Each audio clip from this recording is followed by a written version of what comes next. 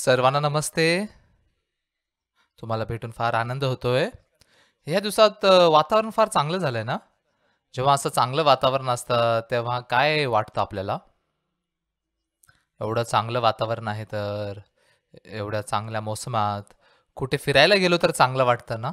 होय ना? तर त्यामुळे आज तुम्हाला मी थोडंसं टूर करायला नेणार आहे. 2000 वर्षापूर्वी यहुदी शहरामध्ये जाऊन, जिथे दुसरे कोणी जाऊ शकत नाही, असे जे यात्रा आहे वचनामध्ये आपण करणार आहोत. तर या आपण बायबलमधून वचन वाचूया. मार्कचा 5 अध्याय आपण वाचणार आहोत.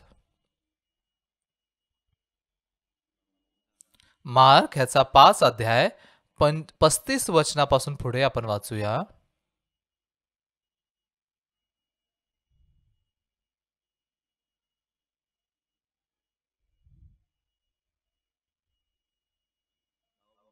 मार्कचा 5 अध्याय 35 वचन. तो बोलत आहे तो इतक्या सभास्थानाच्या अधिकाऱ्याच्या घराकडून काही माणसे येऊन त्याला म्हणाली, आपली मुलगी मरण पावली, आता गुरुजींना त्रास कशाला देता? परंतु येशू त्यांच्या बोलण्याकडे लक्ष न देता सभास्थानाच्या अधिकाऱ्याला म्हणाला, भिवू नकोस, विश्वास मात्र धर. त्याने पेत्र, याकोब व याकोबाचा भाऊ योहान ह्याच्याशिवाय कोणालाही आपल्याबरोबर येऊ दिले नाही. मग ते सभास्थानाच्या अधिकाऱ्याच्या घराजवळ आल्यावर ओक्साबोक्शी रडणारे व आकांत करणारे ह्यांचा गोंधळ चाललेला त्याने पाहिला. तो आज जाऊन त्यांना म्हणाला, तुम्ही का गोंधळ करता व रडता? मूल ते मेले नाही, झोपेत आहे. तेव्हा ते त्याला हसू लागले. पण त्याने त्या सर्वांना बाहेर घालवून दिले आणि मुलीचे आई बाप व आपल्या बरोबरची माणसे ह्यांना घेऊन मुलगी होते तिथे आत गेला. नंतर मुलीच्या हाताला धरून तो म्हणाला, तलिता कोम, ह्याचा अर्थ मुली, मी तुला सांगतो, उठ. आणि लागलीच ती मुलगी उठून चालू लागली, कारण ती 12 वर्षाची होती. तेव्हा ते अत्यंत आश्चर्यचकित झाले. हे कुणाला कळता कामा नये अशी त्याने त्यांना निक्षून आज्ञा केली आणि तिला खायला देण्यास सांगितले.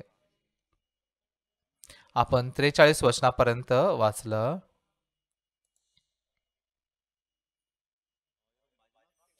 जेव्हा शेवटचा काळ येणार तेव्हा जेव्हा परराष्ट्रांची संख्या पूर्ण संपणार भरणार, त्यावेळी परराष्ट्रांचा काळ संपून यहुद्यांचं तारण होणार असं बायबलमध्ये भविष्यवाणी केलेली आहे. काही दिवसांपूर्वी एक एका व्यक्तीने मला फोन केला. जवळपास 20 वर्षानंतर मी त्यांच्यासोबत फोनवरती बोललो होतो. त्यांनी काय म्हटलं, पास्टर पास्टर पार्क इस्रायलला चाललेत असं मी ऐकलं. म्हटलं होय, आम्हाला इस्रायलमध्ये आमंत्रण मिळालेलं आहे म्हणून आम्ही इस्रायलला चाललोय.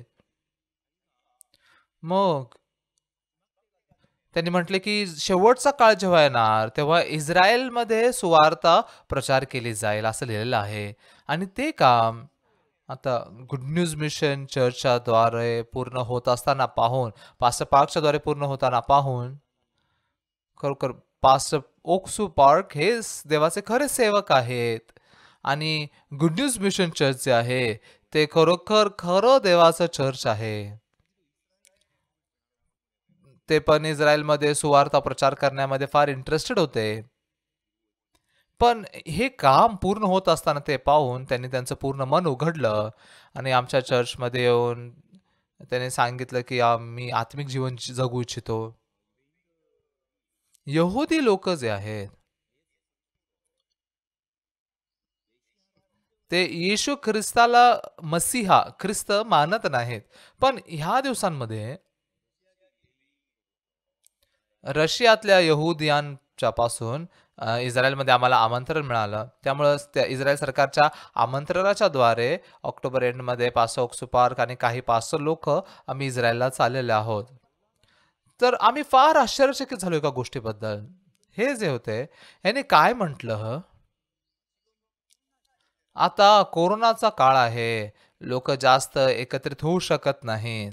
जर कोरोना नसता तर इस्रायलमध्ये 10,000 लोकांना एकत्रित करून पार्कना वचन प्रचार करायला आम्ही लावू शकतो असं होऊ शकतं, पण मला तसं होत नाही म्हणून वाईट वाटतंय. हे ऐकून फार आम्ही आश्चर्यचकित झालो. इस्रायलमध्ये झांगजुयन नावाचे जे मिशनरी आहेत ते मग जाऊन तिथे भरपूर वर्षांपासून मिशनचं काम करत आहे, पण यहुदी लोक तारण प्राप्त करत नाहीत.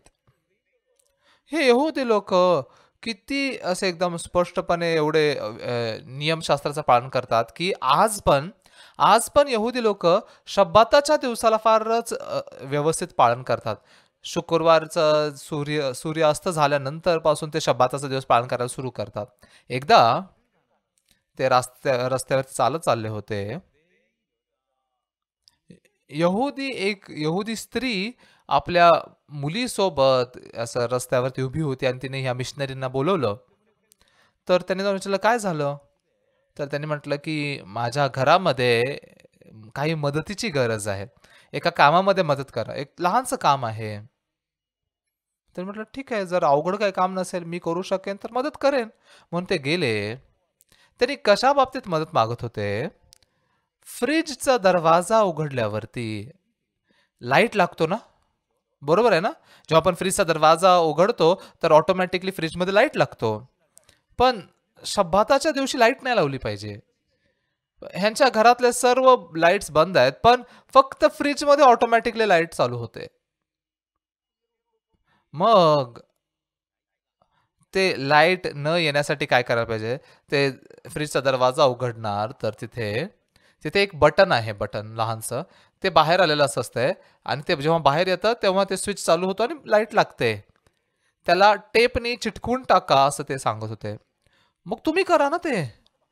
नाही तसं करू शकत नाही ना, ते काम होतं ना काम. शब्बाताच्या दिवशी कुठलंच काम नाही केलं पाहिजे. मग शब्बाताच्या दिवशी लाईट पण लावलं नाही पाहिजे. फ्रीज उघडून काहीतरी खाल्लं तर पाहिजे ना. म्हणून फक्त तिथून रस्त्याने जाणारे कोण परराष्ट्रीयांना शोधत होते ते. यहुदी लोक काम नाही करतात, त्यांना काम दिलं पण नाही पाहिजे. म्हणून परराष्ट्रीय जे आहेत त्यांचं काही घेणं देणं नसतं, म्हणून त्यांना बोलवलं होतं. म्हणून तिथून जाणारे हे मिशनरीज होते. तर त्यांनी जसं टेप तिथं चिटकवलं, त्यांनी काय म्हणलं, हा हे यहुदी लोक फार एवढे कट्टर आहेत. एवढं कट्टर कशा आहे? ह्या गोष्टींमध्ये पण नियमशास्त्र पालन करणार असं म्हणतात, तारण तर प्राप्त नाही केलं. आणि आता पण ते एवढ्या सक्तीने नियमशास्त्राचं पालन करतात. आणि एकदा काय झालं,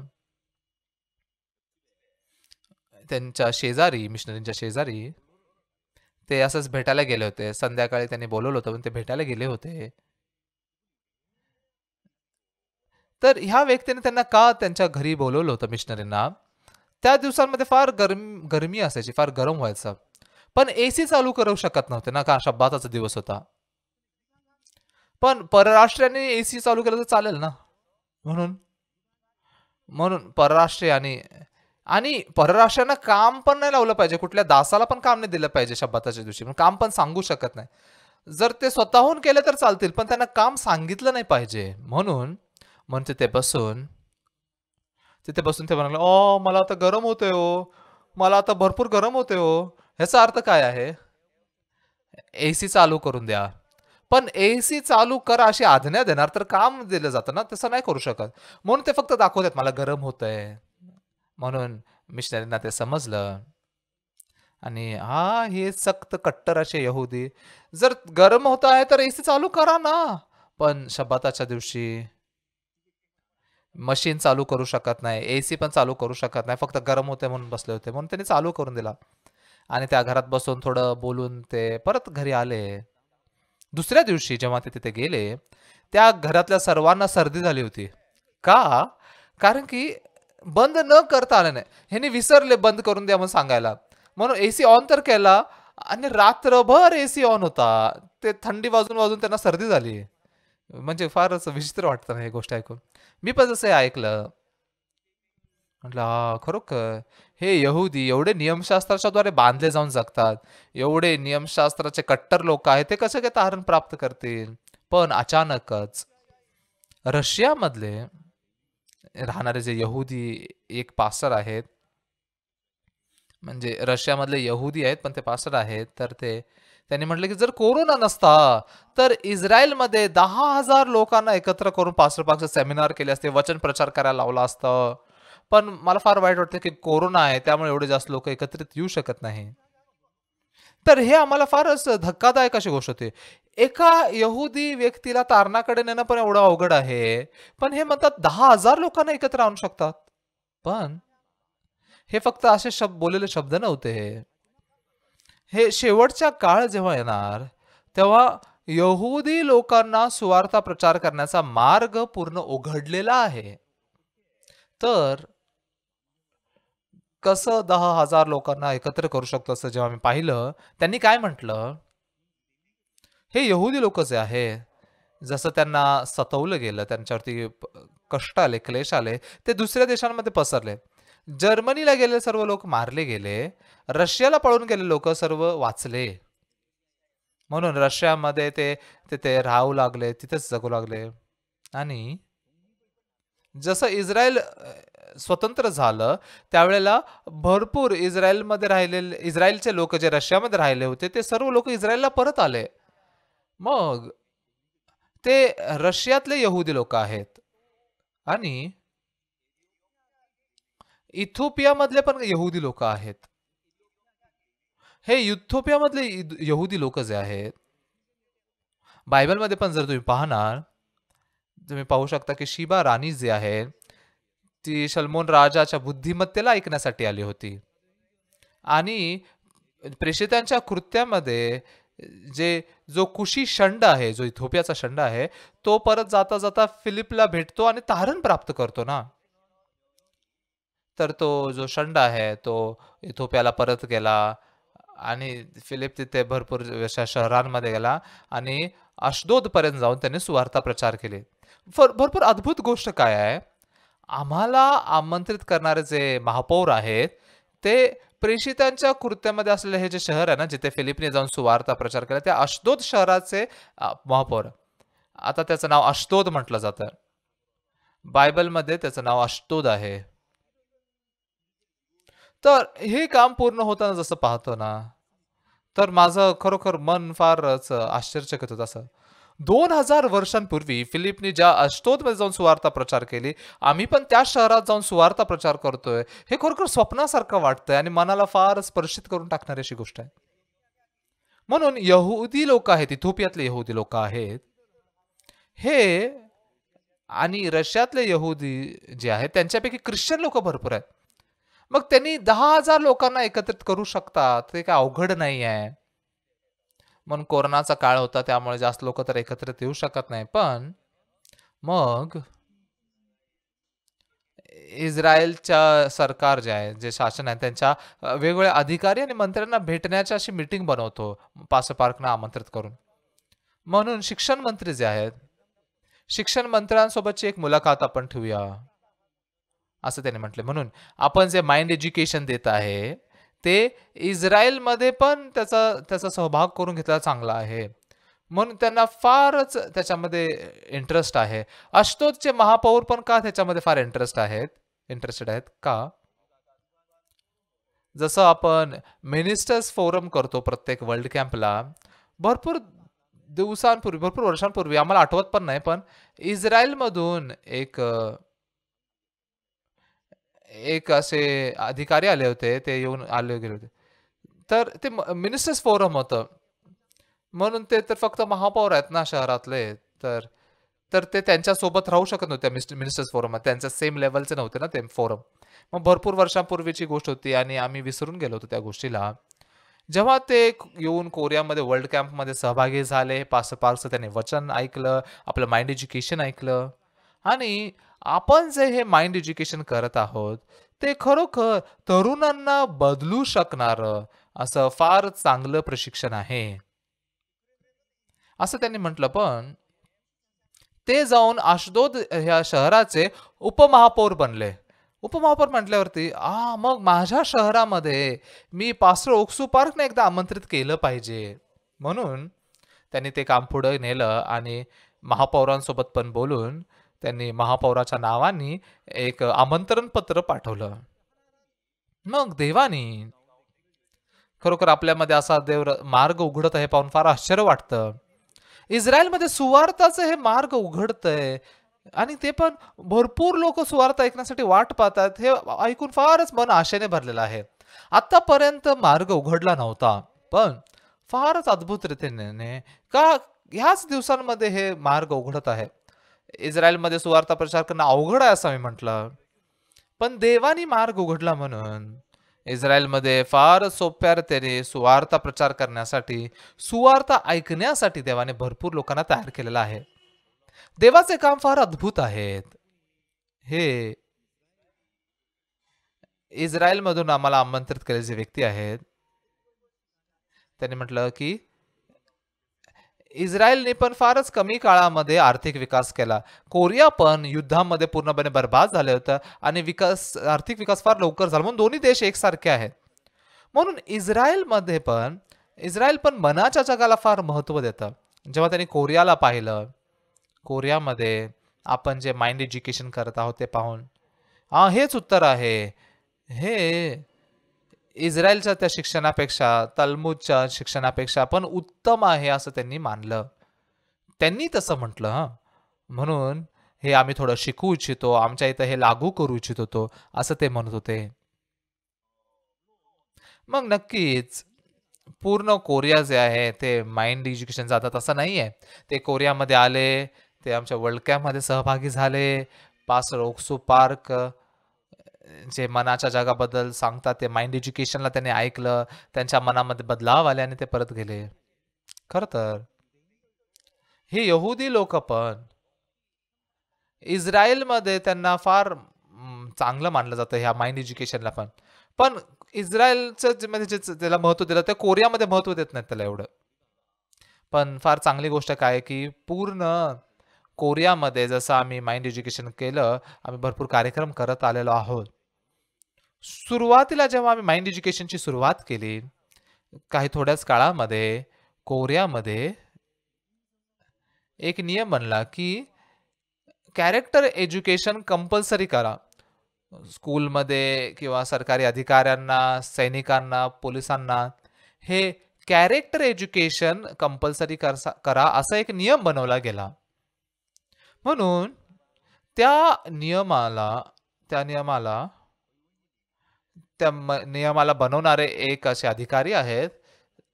तर म्हणजे दुसरे एक असे राजनेता होते त्यांच्यासोबत मिळून त्यांनी हा नियम बनवला.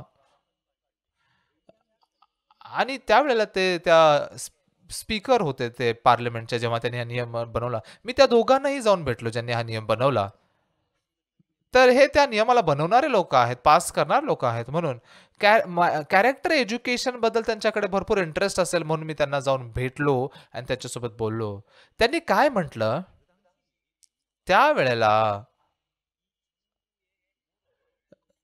गव्हर्नमेंटचं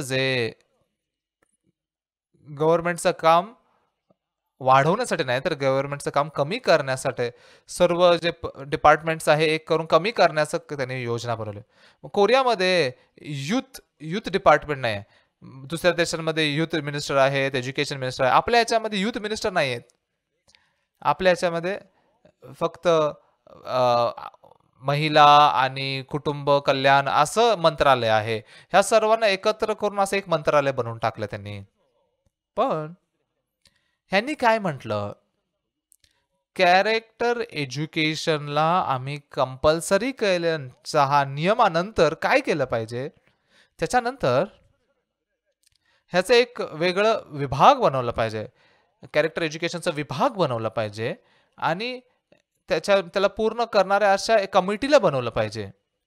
म्हणजे कसं कॅरेक्टर एज्युकेशन केलं पाहिजे अशी कमिटी बनवून त्याचा रिसर्च करून आणि मग स्कूल्समधल्या, कॉलेजेसमधल्या टीचर्स लोकांना, प्रोफेसर लोकांना त्याचं प्रशिक्षण दिलं पाहिजे.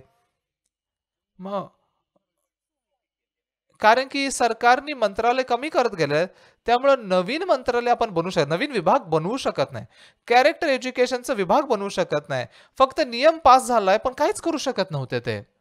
म्हणून त्यांनी काय विनंती केली, मग जर तुमच्यासारख्या NGO ऑर्गनायझेशनच्या द्वारे असे भरपूर काम केलं तर चांगलं होईल. म्हणून म्हणून आम्ही हे कॅरेक्टर एज्युकेशनला फारच असं ॲक्टिव्हली सुरू केलं आणि माइंड एज्युकेशनचं हे जे काम आहे फार ॲक्टिव्हली आम्ही सुरुवात केलं. त्याच्यानंतर एक एक फक्त ऑर्गनायझेशनचं नव्हे, तर प्रत्येक रिजनमध्ये आम्ही अशा प्रकारचं ऑर्गनायझेशन बनवले, कॅरेक्टर एज्युकेशन ऑर्गनायझेशन बनवले आणि आता पूर्ण देशामध्ये, कोरिया देशामध्ये कॅरेक्टर एज्युकेशनचे प्रशिक्षण झाले. आपल्या चर्चच्याद्वारे बनवलेले असे भरपूर संस्था आहेत, जे असं हे कार्यक्रम करतात, प्रशिक्षण देतात. जर अशा अर्थाने पाहणार तर खरं तर जे काम आपण करतोय, हे फार मोठं काम आहे. एकदा पूर्ण जगाचे हे सर्व जे डेटा आहे, हे सर्व एकत्र केलेले एक साईट आहे. तर त्या साईटमध्ये गेल्यानंतर वेबसाईटवरती गेल्यावर हे कॅरेक्टर एज्युकेशनच्या बद्दलचं काही गोष्टी आहेत का? मी थोडं सर्च केला. जास्तीत जास्त असं म्हणजे जे युनिव्हर्सिटीमध्ये मास्टर्स किंवा जे डॉक्टर्स डिग्रीचे असतात, पी-एच-डी केलेले असतात, ते ह्या वेबसाईटवरती जातात आणि तिथे जे पेपर्स लिहिले असतात ना, लोकं जे त्यांचं थिअरी लिहितात ते, कुणी असं बनवलेलं आहे का? पेपर त्यांनी असं लिहिलंय का ह्या विषयावरती असं शोधतात. आणि जर कोणी केलेला आहे असा, तर त्याच्यावरती आणखीन पुढं जाऊन त्यांचे थिसिस लिहितात त्या विषयावरती. म्हणून तसं तिथं लिहिलेलं लिहिलेलं असतं. पण त्या विषयावरती किती जास्त थिसिस बनले आहेत आणि किती जास्त लोकं बनवत आहेत, त्याच्यानुसार त्याचं मूल्य वाढत जातं. म्हणून त्या वेबसाईटवरती मी जाऊन बघितलं.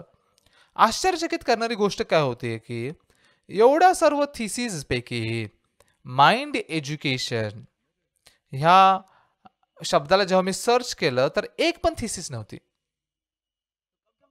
मी फार आश्चर्यचकित झालो. खरोखर हे माइंड एज्युकेशन जे आहे, ते पास्टर पार्कने ह्याची सुरुवात करायला सांगितलं आणि आपल्या चर्चमध्ये आता फारच ॲक्टिव्हली आपण पसरवत आहोत. तर ह्या प्रशिक्षणाला एकदा ऐकून यहुदी लोकं पण आपण जे शिक्षण देत आहोत, त्याला ऐकून आश्चर्यचकित होऊन शिकू इच्छितात. खरं तर यहुदीचं यहुदीचं जे प्रशिक्षण आहे ना, त्यांचं जे शिक्षण आहे, ते कोरिया शिक्षणापेक्षा उत्तम आहे.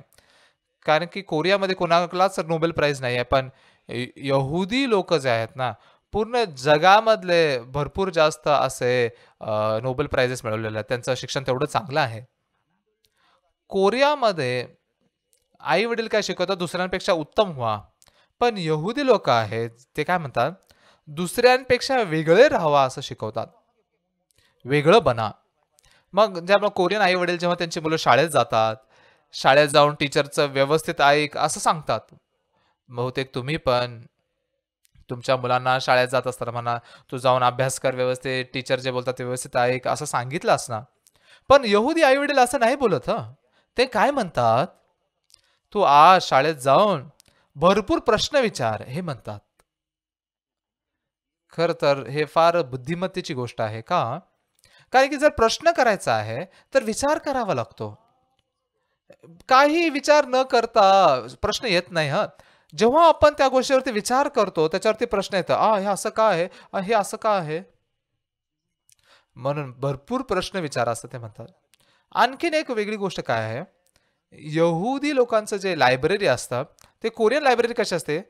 तिथे म्हणजे पेन पडल्याचा आवाज जरी आला तरी लोकं फार त्यांना वाईट वाटतं. म्हणजे एवढं शांत असतं लायब्ररी. पण इस्रायलची यहुदी लोकांची लायब्ररी जर तुम्ही पाहणार, ते लायब्ररीज आहे, तिथे लोकं बोलतायत भरपूर, आर्ग्युमेंट करतात, विवाद करण्याचा असं एक जागा आहे. मग लायब्ररीमधल्या पुस्तकांची काय गरज आहे? ते असं आर्ग्युमेंट करतात, बोलतात. पण त्यांचं जे मत आहे त्याला व्यवस्थित सांगण्यासाठी ते पुस्तकं ठेवलेले असतात. ते पुस्तकं घेऊन त्याचा अभ्यास करून त्या पुस्तकातल्या गोष्टींच्या ज्या कंटेंट्स आहेत त्याचा वापर करून ते परत ते वादविवाद करू लागतात. मग असं करत असताना मग असं असं बोलून, डिबेट करून मी बरोबर आहे. मी एकदम बरोबर आहे. सर्व काय पण का म्हणणं मी बरोबर आहे. पण असं डिबेट करत असताना दुसऱ्या बाजूची जर गोष्ट जेव्हा आपण ऐकतो, माझे हे विचार बरोबरच नाही आहेत. म्हणून अशा प्रकारच्या डिबेटच्या द्वारे, वादविवादाच्या द्वारे त्यांची कमतरता त्यांना कळावी लागते. मी नक्कीच बरोबर आहे. नक्की, नक्की मला माहिती आहे. पण ते पण चुकीचं असू शकतं, असं त्यांच्या मनाच्या जगामध्ये असं मन निर्माण होतं. खर तर लोक जे उत्तम आहे, चांगले अभ्यास करतात, त्यांच्यामध्ये भरपूर क्षमता आहे, भरपूर चांगले काम करतात, ते ते ज्ञानाचं जग आहे. लोकांचं ज्ञान जास्त आहे, ते हुशार आहे, काम चांगलं करतात. मग ते जे आहे, अशी लोकं दुसऱ्या लोकांपेक्षा उत्तम जगण्यासाठी असं बनलं म्हणजे उत्तम बुद्धिमत्ता, उत्तम ज्ञान ते त्या व्यक्तीला दुसऱ्यांपेक्षा उत्तम जगायला लावतात. म्हणून हुशार कोण आहे, जे स्मार्ट आहे, ते चांगल्या कॉलेजमध्ये जातात, चांगल्या कंपनीमध्ये काम करावं लागतात, त्यांची कमाई पण तेवढी जास्त होते. म्हणून ते आणि श्रीमंतीमध्ये जगू शकतात ना. पण बुद्धिमत्ता जी आहे ना, बुद्धिमानी, ती लोकांना आनंदित जगण्यासाठी मदत करते. म्हणून तुम्ही जरी हुशार नसला तरी चालेल. तुमची क्षमता जरी कमी असली तरी चालेल. तुम्हाला काही व्यवस्थित येत नसलं तरी चालेल. महत्त्वाचं काय आहे, आता ज्या जगामध्ये आपण जगत आहोत, तर सर्वात महत्त्वाचा दृष्टिकोन काय आहे? आनंदित जगणे. का? कोरिया फार श्रीमंत देश बनला आहे. पण महत्त्वाचं काय माहिती आहे का? आनंदाने जगणारे लोकं नाही आहेत. एकदा मी जपानमध्ये गेलो होतो. तिथे माइंड एज्युकेशन देण्यासाठी गेलो होतो.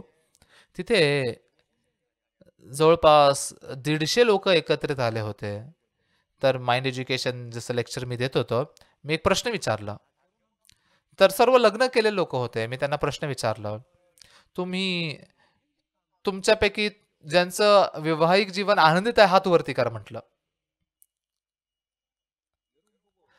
तुम्हाला तुम्हाला हात वरती करायला सांगत नाही आहे. जर हात वरती केला तरी धन्यवाद देत आहे. पण काही स्क्रीनवरती दिसतात लोकं हात वरती करतात. पण जपानमध्ये एका पण व्यक्तीने हात वरती केला नाही. फारच धक्कादायक गोष्ट ती. वाह! जपानमध्ये जगणारे नवरा-बायको, एक वैवाहिक जीवन जगणारे लोकं, माझं वैवाहिक जीवन आनंदित आहे, असा हात वरती करणारं एक पण नव्हतं. धक्कादायक गोष्ट होती. म्हणून मी म्हटलं, माझ्या या लेक्चरचा विषय बदलला पाहिजे. आता दुसरं माइंड द्यायची गरज नाही. हे लोकं आनंदितच नाही आहेत. ह्यांनी दुसरं काही नाही केलं पाहिजे. तर कसं एक नवरा-बायको आनंदाने जगू शकतात, हे पहिलं मी शिकवलं पाहिजे, असं मी विचार केला. म्हणून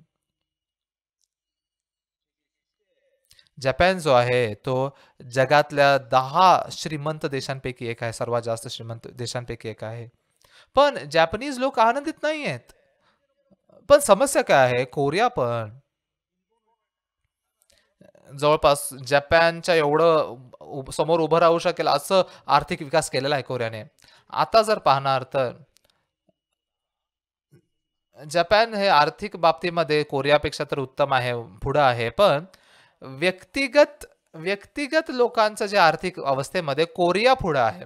म्हणजे व्यक्तिगत रीतीने जे लोकांना पगार मिळतो, त्या स्तरामध्ये कोरियन लोकांना जॅपनीज लोकांपेक्षा जास्त पगार मिळतो. असे काळ आलेला आहे आता. पूर्वी काय व्हायचं? पूर्वी जपानमध्ये भरपूर लोकं कामं करायला जायचे. तर एकच कन्स्ट्रक्शनचं जरी काम करत का असेना, काही काही वर्षांपूर्वी कोरियातल्या पगारापेक्षा जपानमध्ये जाऊन जर काम करणार तर 10 पटीने जास्त पैसे मिळायचे. म्हणून 10 वर्षांमध्ये जे कमवणार ते 1 वर्षामध्ये लोकं कमवायचे. एवढं जास्त फरक व्हायचा. पण आता प्रत्येक व्यक्तीचं जर आर्थिक क्षमता पाहणार, तर कोरियन लोकं आणखीन जास्त श्रीमंत झालेले आहेत. अशा स्थितीला पोहोचले. खरोखर जाऊन पाहणार तर जपानीज लोकांचं जीवन जगणं, त्यांची आर्थिक क्षमता, काय पण आपण का पाहू ना, ते आपण काय पाहू शकतो, कोरिया आणखीन जास्त श्रीमंत बनलेला आहे. पण समस्या काय आहे? कोरियन लोकं आनंदित आहेत का? नाही आहेत. जगभरामध्ये जो देश ज्याचा आयक्यू सर्वात जास्त आहे तो कुठला माहिती आहे का? तर त्याचा एक रिपोर्ट बनवला गेला. कोरिया जो आहे, कोरिया 1 नंबरला होता. कोरियन लोकं जे आहेत ते फार हुशार आहेत. कोरियन लोकांचा आयक्यू सर्वात जास्त आहे. पहिलं हाँगकाँग 1 नंबरला होतं. हाँगकाँग तर एक शहर आहे ना.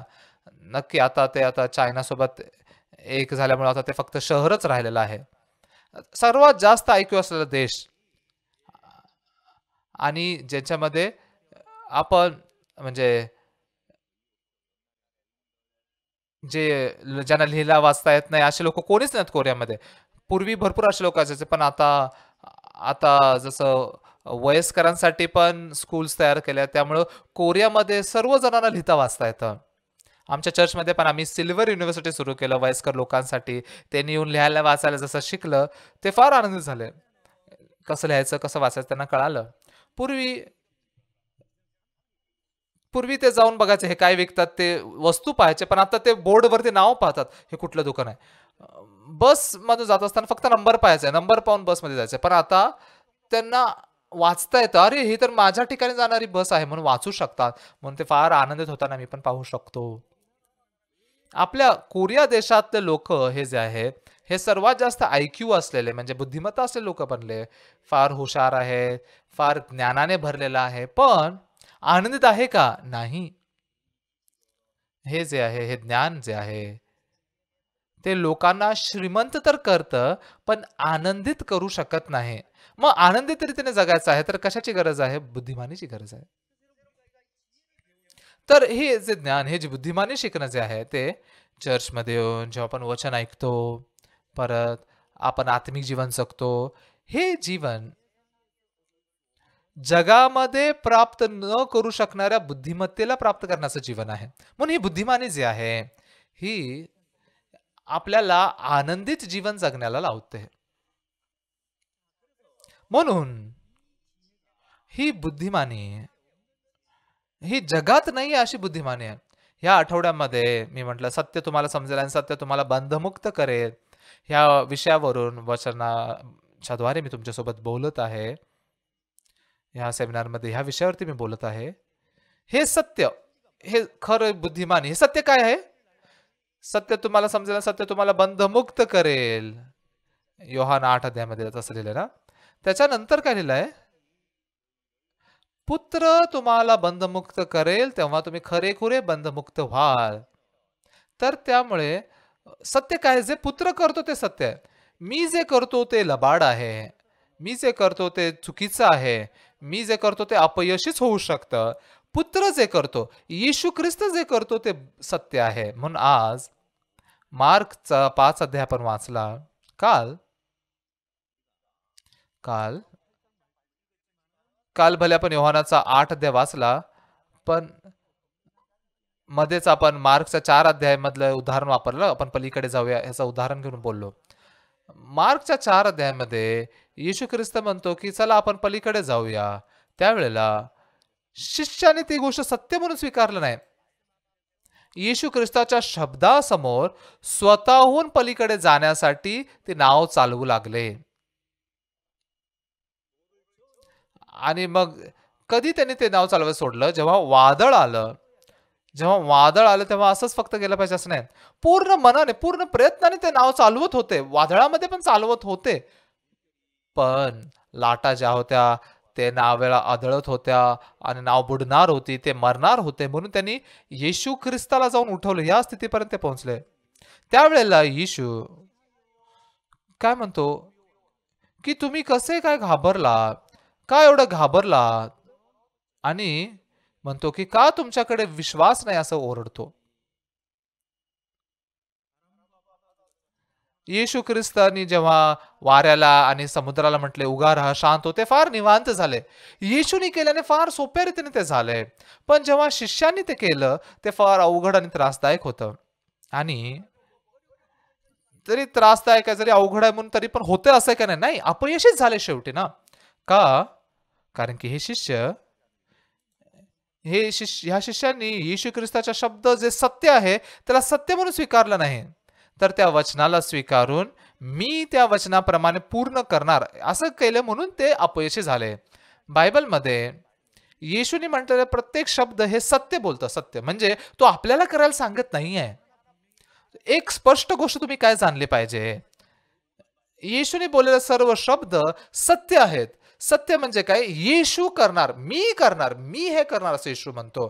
तो आपल्याला काही करायला सांगत नाही आहे. तर मग आज जे आपण मुख्य वचन वाचलं तिथे परत येऊया. इथे सभास्थानाचा अधिकारी याईर ह्याच्या गोष्टीशी हे पण हे जोडून पाहूया. 35 वचन. तो हे बोलत होता, इतक्यात सभास्थानाच्या अधिकाऱ्याच्या घराकडून काही माणसे येऊन म्हणाली, आपली मुलगी मरण पावली, आता गुरुजींना त्रास कशाला देता? परंतु येशू त्यांच्या बोलण्याकडे लक्ष न देता सभास्थानाच्या अधिकाऱ्याला म्हणाला, भिऊ नकोस, विश्वास मात्र धर. तर येशूनी ह्या सभास्थानाच्या अधिकाऱ्याला काय म्हटलं? भिऊ नकोस, विश्वास मात्र धर. मग येशूचा हा जो शब्द आहे, हा सत्य आहे. तर त्यामुळे हा सभास्थानाचा अधिकारी याईर जो आहे, जेव्हा त्याने ऐकलं की माझी मुलगी मेली आहे, तरी पण येशू ख्रिस्त जाऊन माझ्या मुलीला बरं करेल, हे थोडीशी आशा होती. त्या आशेने तो चालला होता. पण तुझी मुलगी, आपली मुलगी मरण पावली, आता आपण गुरुजींना त्रास कशाला देता? तर आता येशूला घेऊन जाऊन काही फायदा नाही. तुमची मुलगी मेली आहे. त्यावेळेला त्या सभास्थानाच्या अधिकाऱ्याच्या मनामध्ये जसं निराशा आली, त्याच्या मनामध्ये भीती येऊ लागली ना. म्हणून येशूने या सभास्थानाच्या अधिकाऱ्याला म्हटलं, भिऊ नकोस, भिऊ नकोस. मग आत्मिक जीवन जगणं लोकांना का अवघड आणि त्रासदायक वाटतं माहिती आहे का? मुलगी मेली आहे, पण येशू ख्रिस्त त्या परिस्थितीपासून फार वेगळं. आता भीती वाटते आहे, निराशा आहे, उदासी आहे, पीडा आहे, अशी परिस्थिती आहे. पण येशू म्हणतो भिऊ नकोस. मग येशू ख्रिस्त शब्द बोलतोय भिऊ नकोस, तर मी घाबरलो नाही पाहिजे. पण समस्या काय की तसं होत नाही तर काय करणार? भीती वाटते तर काय करायचं? भिऊ नकोस, रडू नकोस. नाही, माझी मुलगी मेली आहे. मी उदास आहे, निराश आहे, भीती वाटण्याचं मन आहे. भिऊ नकोस म्हणून काय भिण्यापासून थांबू शकतो का मी? म्हणून आत्मिक जीवन लोकांना अवघड वाटतं. वचनात तर लिहिलंय भिऊ नकोस, पण मला भीती वाटते. वचनात लिहिलं आहे की रडू नकोस, पण मी उदास आहे. त्या वचनानुसार करायचा प्रयत्न केल्यामुळे फार अवघड आणि फारच थकवणार आहे. पण हे खरं तर सत्य माहिती नसल्यामुळे असं आहे. सत्य जर तुम्ही जाणणार तर तुम्ही स्वतंत्र होणार, बंधमुक्त होणार. हे वचन जे आहे ना, सत्य तुम्हाला समजेल, सत्य तुम्हाला बंधमुक्त करेल जे आहे ना, हे आत्मिक जीवनाच्या कुठली गोष्ट जेव्हा व्यवस्थित होत नाहीये, जिथे बांधलं गेलोय, जिथे मी त्रासदायक आहे, मला हे सत्य माहिती नाही म्हणून असं आहे का? जर मी सत्य जाणणार तर फार सोपं आहे. सत्य माहिती नाहीये म्हणून मी त्रासात आहे हे जाणलं पाहिजे. जर हे नियम तुम्ही जाणणार, जेव्हा तुम्ही त्रासात असणार, अडचणीत असणार, माझ्याकडून हे व्यवस्थित होत नाही हे जेव्हा तुम्हाला वाटणार, तेव्हा माझे प्रयत्न कमी झालेले आहेत असं नाही. माझा प्रयास कमी असं नाही. मी आता चुकीच्या मार्गामध्ये चाललोय. चुकीच्या मार्गात चाललोय.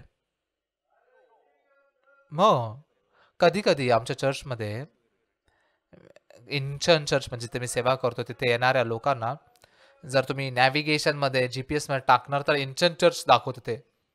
तर इंचन चर्चला येणारा जो रस्ता आहे, तो किती आहे तर रस्ते माहिती असे असे 1, 2, 3, 4 जवळपास 5 प्रकारचे रस्ते आहेत. म्हणजे आमच्या इंचन चर्चला मध्ये ठेवलं तर पूर्व, पश्चिम, उत्तर, दक्षिण असे येणारे 5 रस्ते आहेत.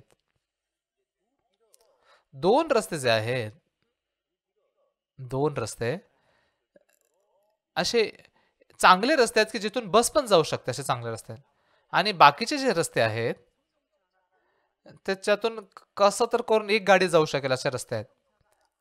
काही काही असे रस्ते पण आहेत जिथे फार ते लहान आहेत की गाडी पण कसं तर जाऊ शकते.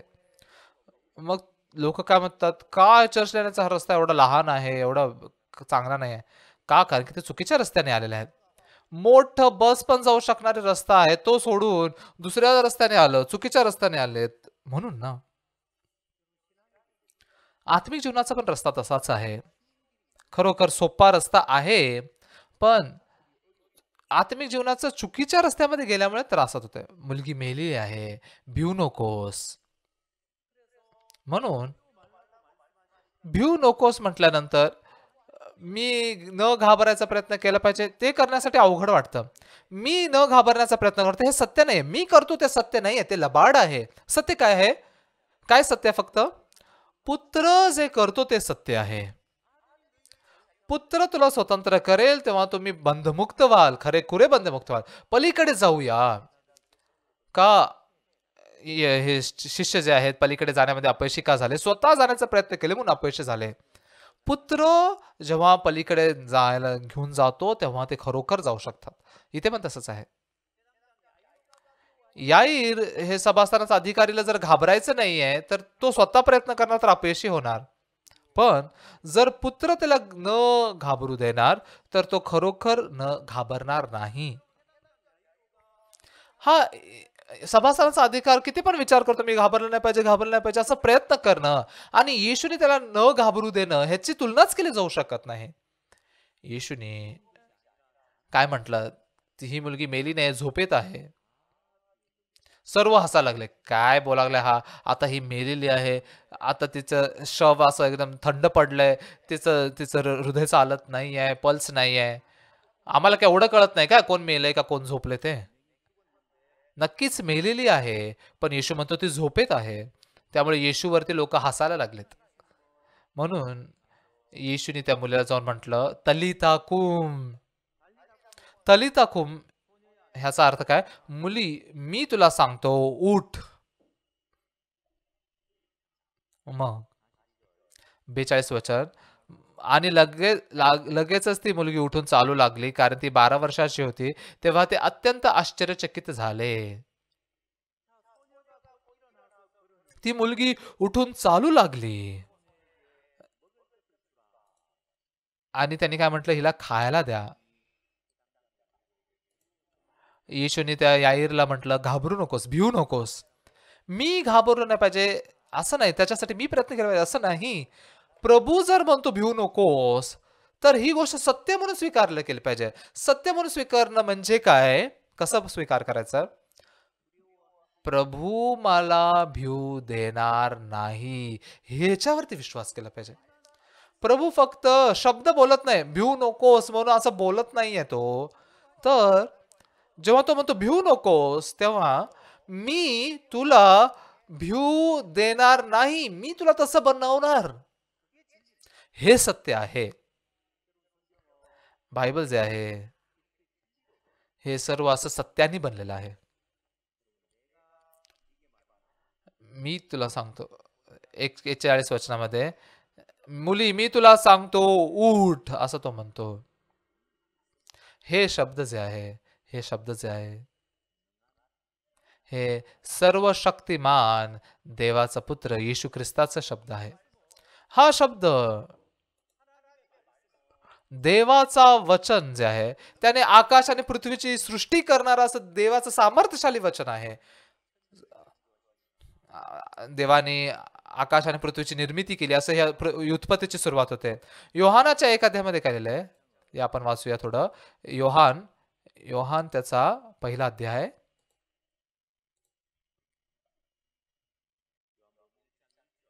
योहान 1:1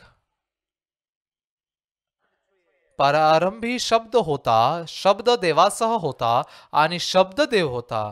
तोच प्रारंभी देवासह होता. तोच प्रारंभी देवासह होता. सर्व काही त्याच्याद्वारे झाले आणि जे काही झाले ते त्याच्या वाचून झाले नाही. तर इथे प्रारंभी शब्द होता. प्रारंभी जेव्हा देवानी आकाश आणि पृथ्वीची सृष्टी केली, मग प्रारंभी काय होतं? प्रारंभी शब्द देवाचा होता आणि शब्द देव होता. सर्व काही त्याच्याद्वारे झाले. म्हणजे हे वचन काय म्हणतं? हे निर्मितीची ताकद ठेवणारं वचन आहे. सभास्थानाचा अधिकारी याईर याची मुलगी मेलेली आहे, पण हे निर्मितीची ताकद असलेलं येशू ख्रिस्ताचं वचन जे आहे, मुली मी तुला म्हणतो उठ, तर ती उठते. का? कारण की आकाश आणि पृथ्वीची निर्मिती करणाऱ्या देवाचा शब्द आहे तो. मग तुमची परिस्थिती कशी का असेना,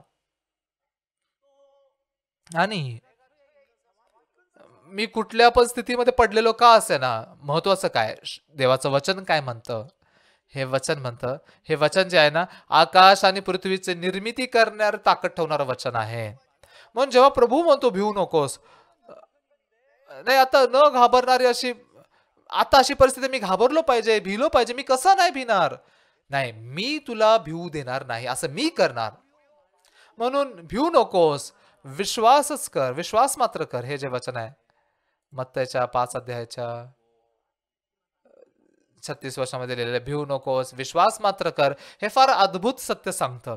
मी तुला असं बनवतो की तू भिणार नाहीस, तू फक्त विश्वास कर माझ्यावर.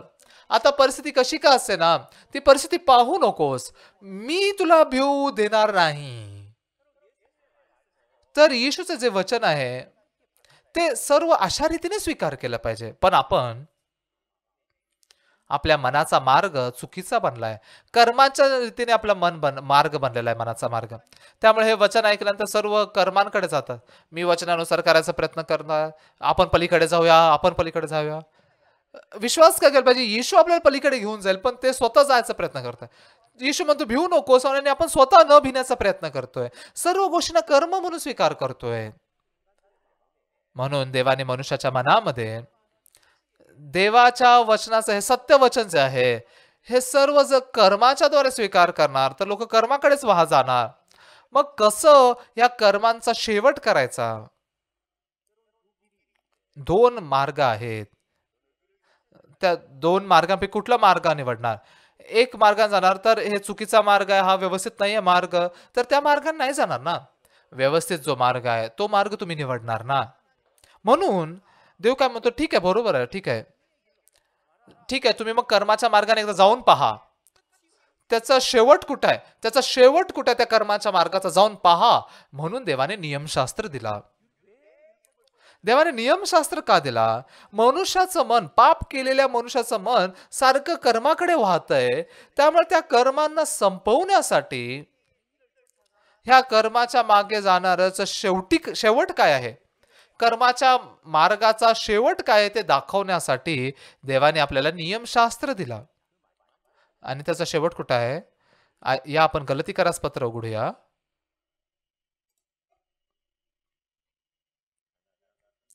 गलतीकारास पत्र 3 अध्याय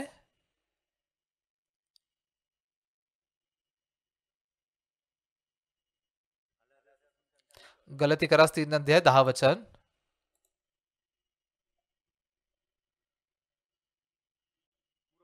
कारण नियमशास्त्रातील कृत्यांवर जितके अवलंबून राहणारे आहेत तितके सर्व शापाधीन आहेत.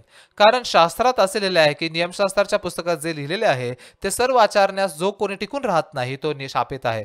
नियमशास्त्राच्या योगे देवापुढे कोणी नीतिमान ठरवण्यात येत नाही, हे उघड आहे, कारण नीतिमान विश्वासाने जगेल. तर इथे नियमशास्त्राचा शेवट काय, तर शेवट परिणाम ते नियमशास्त्राचा लिहिलेला आहे. जे नियमशास्त्राच्या कृत्यांवरती अवलंबून आहेत ते कशा शापाधीन आहेत. म्हणजे जे सत्याच्या मार्गामध्ये जात आहेत, सत्य नाही नियमशास्त्राच्या मार्गात चालेल. 2 रस्ते आहेत, एक आहे सत्याचा मार्ग आहे, दुसरा आहे नियमशास्त्राच्या कर्मांचा. सत्य का कर्म? मग नियमशास्त्राच्या कृत्यांवर जितके अवलंबून राहणार आहेत ते तितके सर्व शापाधीन आहेत, असा परिणाम आणून असं कन्क्लुजन आणलेलं आहे. का? नियमशास्त्राच्या पुस्तकात जे लिहिलेलं आहे ते सर्व आचरण्यास जो कोणी टिकून राहत नाही तो शापित आहे, असं म्हटल्यानंतर 11 वचनात नियमशास्त्राच्या योगे देवापुढे कोणी नीतिमान ठरवण्यात येत नाही, हे उघड आहे. इथे काय उघड आहे? कारण नियमशास्त्रात जे लिहिलेले जे नियम आहेत ते 613 टोटल नियम आहेत. हे नियम पूर्णपणे पालन केलं पाहिजे असं लिहिलं आहे. म्हणून जन्मापासून मरेपर्यंत पूर्ण 24 तासांत पूर्ण पाळलं पाहिजे. मग आपण म्हणतो खोटं बोलू नको, व्यभिचार करू नको, खून करू नको, लोभ धरू नको आणि द्वेष करू नको, असे वचन पण लिहिलेले आहेत. आपण तर पहिलंच नियमशास्त्र पुस्तकात लिहिलेले जे काय आहे ते सर्व आचरण्यास टिकून राहणार, जो कोणी टिकून राहत नाही तो शापित आहे, हे वचन पाहायच्या आधीच आपण नियमशास्त्र तोडलेलं आहे आणि हे वचन पालन करण्याचा प्रयत्न करण्याचे पण क्वालिफिकेशन आपले नाही आहे. मग ठीक आहे, मी नियमशास्त्रानुसार एकदा जगून पाहतो असं म्हणण्यास शकतच नाही का? कारण की पहिलंच आपण नियमशास्त्राच्या पुस्तकात जे लिहिलेलं आहे ते सर्व आचरणास टिकून राहण्याचे वचन ऐकण्याच्या आधीच आपण ते नियमशास्त्र तोडलेलं आहे. आपण त्याचं योग्य व्यक्ती ठरत नाही. म्हणून करून पाहून पण काही होणार नाही. देवासमोर नियमशास्त्राच्या ओघे देवापुढे कोणी नीतिमान ठरवण्यात येत नाही हे उघड आहे असं सांगून, कारण नीतिमान विश्वासाने जगेल. विश्वासाचा मार्ग, सत्यावरती विश्वास करणारा, सत्याच्या मार्गाशिवाय दुसरा मार्ग नाही, कर्मानी नाही होणार. आपल्या कर्मांनी आपण फक्त श्रापितच होऊ शकतो. एकमात्र मार्ग काय आहे? सत्यावरती विश्वास करणे. पण हा मार्ग सैतान आपल्या मनामध्ये कर्माकडे चुकीचा असा मार्ग बनवलेला आहे. तो मार्ग जो आहे तो फार अवघड, त्रासदायक आणि अशक्य असा मार्ग आहे. तर सत्याचा मार्ग जो आहे तो फार सोपा आहे. तो याईर जो होता, त्या याईरच्या मुलीला म्हटलं त्याने तलिता कुम, आणि त्याच्या मुलीला, त्या मेलेल्या मुलीला जिवंत करून येशू त्याला देतोय. तर काय भिण्याचं कारण आहे? कुठल्या गोष्टीला भिणार? मग जेव्हा असं येशू काम करतो तेव्हा मी भिलो नाही पाहिजे. मी ठरवून, मी निर्णय करून, मी प्रयत्न करण्याचा काहीही गरज नाहीये. नाही, मेलेल्या मुलीला जिवंत करून देतोय तू, मी भिणार नाही असं ठरवण्याची काय गरज आहे? असं माझ्या निर्णय शक्तीची काय गरज आहे? माझ्या मनुष्याचे प्रयत्न, माझ्या मनुष्याचे कर्म, माझ्या मनुष्याची कृती याची काय गरज आहे? फक्त विश्वास करायचा आहे ना. हे सत्याचा मार्ग आहे. सत्याचा मार्ग एवढा सोपा आहे. म्हणून येशूने काय म्हटलं? अहो कष्टी व भारकरंत लोक सर्व मजकडे या, मी तुम्हाला विसावा देईन. काल मी इथे पोहोचल्यावर मी आपल्या पास्टरना सांगितलं की 3 वाजता मी निघणार. त्यांनी मला विचारलं कधी तुम्ही निघणार? मी म्हटलं 3 वाजता निघणार आहे. मी इथे जेव्हा पोहोचलो बाहेर कोणीच नव्हतं. म्हटलं अरे अतिथी वक्ता आलेत, तर अतिथी वक्ता पास्टर येत आहेत म्हणून कोणीतरी दरवाजा समोर तरी उभं राहायला पाहिजे, पण कोणीच नव्हतं. ह्या चर्चमध्ये आज सेमिनार करणार नाहीत का म्हणून इथे पोहोचण्याच्या आधी, आणि मी मेसेज पण पाठवलं होतं की एवढ्या मिनिटात मी पोहोचणार आहे, पण कोणी पाहिला नव्हता का? 3 वाजता निघणार असं म्हटलं होतं ना, म्हणजे जवळपास 5 वाजता पोहोचतील असं विचार केला. म्हणून त्यांना यायला अजून वेळ आहे असंच विचार करत होते. मेसेज पण पाहिला नाही त्यांनी. का? कारण की सर्व जे पाच लोक त्यांचा ट्रॅफिक जॅम झाला होता आणि त्यांना वाटलं की मला पण यायला उशीर होईल, ट्रॅफिक जॅम होईल म्हणून. नाही, ठीक आहे, जाणारा रस्ता ट्रॅफिक जॅम, सौलला जाणारा जो रस्ता आहे ना, तो रस्ता ट्रॅफिक जॅम मध्ये, पण येणारा रस्ता नाही आहे ट्रॅफिक जॅम. रविवार संध्याकाळी कोण जाणार आहे बाहेर? माझं माझं काहीच ट्रॅफिक नव्हतं. पूर्ण रस्ता मोकळा होता. इथे येताना मला 1 तास 10 मिनिटं लागले, लगेच पोहोचलो इथे. रस्ता जो आहे उलट्या रीतीने त्या रस्त्याने जातात, त्यामुळे लोकांना अवघड वाटतं, त्रास होतो. पण सत्याच्या मार्गामध्ये जाणार तर फार सोपं आहे. खरं तर आत्मजीवन फार सोपं आहे. कष्टी व भारकरंत लोक सर्व मजकडे आम्ही तुम्हाला विसावा देईन. प्रभू आपल्याला आत्मिक जीवनाचं ओझं टाकत नाही. आत्मिक जीवन अवघड आहे, त्रासदायक आहे म्हणजे का? कारण चुकीच्या मार्गामध्ये गेलोय. नक्कीच काय जाणलं पाहिजे आपण? प्रभू आपल्याला जे आत्मिक जीवनाचा मार्ग सांगतोय ते सोपा आहे आणि फार हलका आहे. अहो कष्टी व भारकरंत जर आपण बनणार, तर मी आता काहीतरी चुकतोय, कुठेतरी चुकतोय हे जाणलं पाहिजे. मग आता मी सत्याच्या मार्गावरती जात नाहीये, कर्माच्या मार्गावरती जात आहे म्हणून मी अडचणीत आहे. हे तुम्ही जाणून रस्ता बदलला पाहिजे. मी आता चुकीच्या रस्त्यावर चाललोय. आत्मिक जीवनाचा माझा रस्ता चुकीचा आहे. माझ्या आत्मिक जीवनाची दिशा चुकीची आहे. तुम्ही ह्यासारखीच एक घटना आपण अजून एक पाहूया. आणखीन स्पष्टपणे तुम्ही सत्याचा मार्ग जाणू शकाल असं लूक त्याच्या 7 अध्यायामध्ये घडलेली एक घटना आहे ती आपण पाहूया. लूक 7 अध्याय त्याच्या 11 वचनामध्ये काय काय लिहिलेलं आहे तिथे? लूक 7:11. नंतर लवकरच असे झाले की तो नाईन नावाच्या गावास गेला आणि त्याचे शिष्य व मोठा लोकसमुदाय त्याच्याबरोबर गेला. तो गावाच्या वेशीजवळ येऊन पोहोचला तेव्हा पहा, कोणा एक मृत माणसाला बाहेर नेत होते. तो आपल्या आईचा एकलौता एक मुलगा असून ती विधवा होती आणि त्या गावाचे पुष्कळ लोक तिच्याबरोबर होते. तिला पाहून प्रभूला तिचा कळवळा आला व तो तिला म्हणाला, रडू नकोस.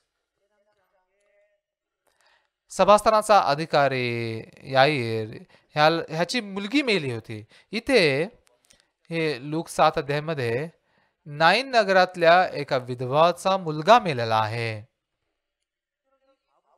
ही विधवा जी आहे हिचा एकच मुलगा आहे. म्हणजे विधवा म्हणजे कोण, जिचा नवरा नाहीये ना, बरोबर आहे ना, तीच विधवा ना.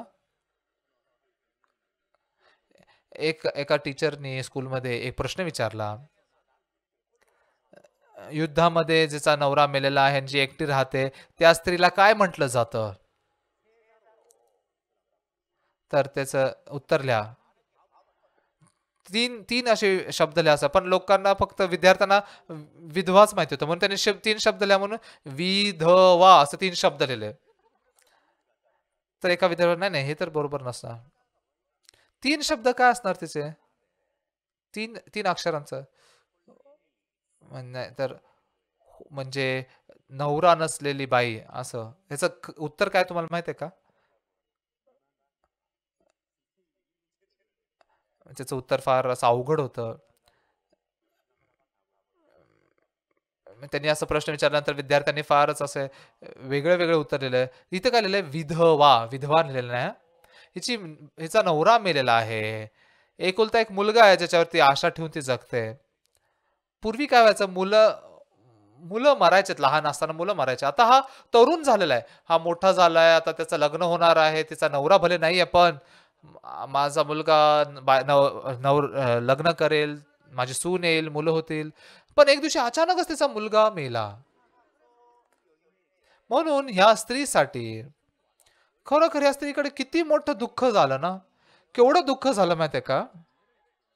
ह्या स्त्रीच्या मुलाचं जे पुरण्यासाठी घेऊन जात होते त्या गावाचे पुष्कळ लोक तिच्या बरोबर होते. म्हणजे काय, सर्वांना वाटतंय किती वाईट झालं, हिचा नवरा पण नाहीये, मुलावर तिचा आशा ठेवून जगले होते, कसं काय तिला एवढा आशीर्वाद पण भेटू शकत नाही. म्हणून त्या गावातले सर्व लोक हे पुरण्यासाठी एकत्र जात होते.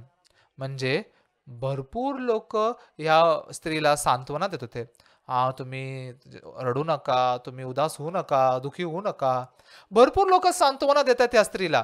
पण ती सांत्वना बनेल का तिच्यासाठी? नाही, तिचा मुलगा मेलाय ना. तिच्या जवळ असलेल्या सर्व जवळचे लोक, ती लोक येऊन सांत्वना देतात. पण कसं काय ते सांत्वना बनू शकते तिच्यासाठी? ती जर दुःखामध्ये पडलेली आहे, फक्त रडत आहे, पण ती येशू ख्रिस्ताला भेटली. येशूने या विधवेला पाहिलं आणि त्याच्यावरती त्याला कळवळा आला आणि तो म्हणाला, रडू नकोस. हे शब्द जो आहे ना,